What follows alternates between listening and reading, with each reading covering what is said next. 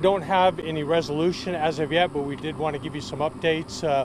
The individual that we're looking for, who had warrants here in Hernando County, did make some threats towards deputies. We believe he had a gun, went back inside the house, and for the last 7 hours roughly, we've been doing a number of different things. Originally, we were trying to make contact with him and negotiate with him. We did make contact. He was not being cooperative as far as the negotiations go. He was very difficult to communicate with, and may have even kind of been feigning some distress. And the reason I say that is we eventually deployed some gas, tear gas into the house, and have since made entry into the lower portion of the house, and there is some evidence that he may have torn out part of the ceiling and gone into the attic, and so that is a very, very difficult thing to clear. We're working on clearing that area as we speak. Again, we are confident that he was in there for a couple different reasons, because we were talking to him, and some of the equipment that we deployed, he tried to defeat it, so we are sure he's in the house. We just need to figure out where he is and his current status. Obviously, he could be incapacitated because of the heat or because of the gas or some sort of self-inflicted wound, or he could be lying in wait for deputies to make entry. So we're going very, very slowly and methodically. I do want to take a moment to thank Sheriff Prendergast and the Citrus County SWAT team. As you might imagine, after a few hours of my SWAT team being in the sun in their full SWAT gear, they were spent, to say the least, and they needed a break. So we asked Citrus County to come along with their robot from their bomb squad, and they were, of course, quick to respond. And we have swapped out most of our SWAT team, and if it goes any longer, we may switch back, but they were certainly helpful in this endeavor. Again, taking our time. We don't want to be in a hurry and get anybody hurt, and we are still hoping that we'll be able to find this individual and get him to answer for the warrants that he currently has on file here in Hernando County.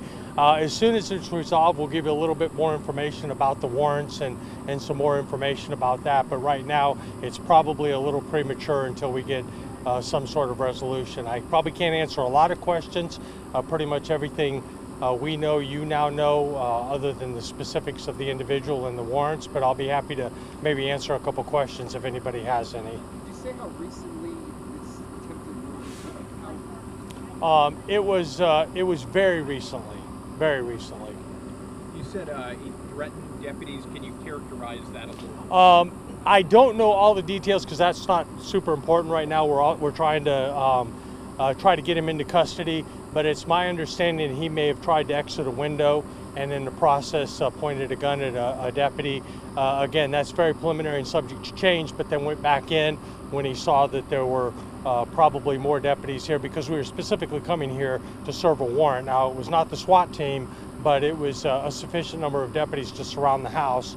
And then, of course, once he barricaded himself, the whole tenor of the situation changed, and we called out SWAT and our hostage negotiators. So I have a broader question here, but some neighbors have expressed concern of gunshots going off in this area often. Are you guys aware of that? I haven't heard of any specifics about gunshots in this area, but obviously they could be fireworks, and also in Florida, particularly in areas, I think it's more than an acre, you are allowed to fire a gun on your property, and that could be the case. It doesn't necessarily mean that they were criminal activity, and it certainly doesn't necessarily mean it's reckless. It could be, but we always encourage people, and we get a lot of calls. If they hear gunshots and they want us to come check them out, we will check it out and try to determine if it is in fact people target shooting, and making sure they're doing it in a safe manner. So. And can you say if this is domestic related at all? I'm not willing to say that just yet. Obviously, the warrants are the warrants, and it's attempted murder. So what's going on here is not domestic. So. Have you been able to use the drone to make entry into the house? We've tried just about everything at our disposal, and some of them have been marginally more successful than others.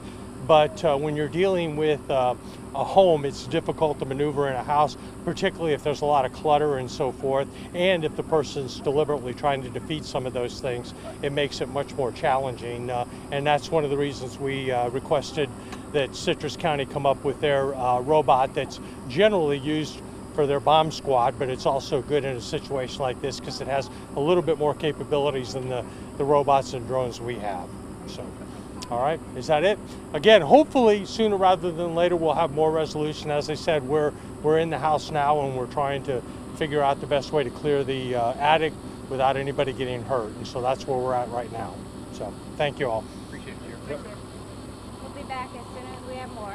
Sounds good. Thank you.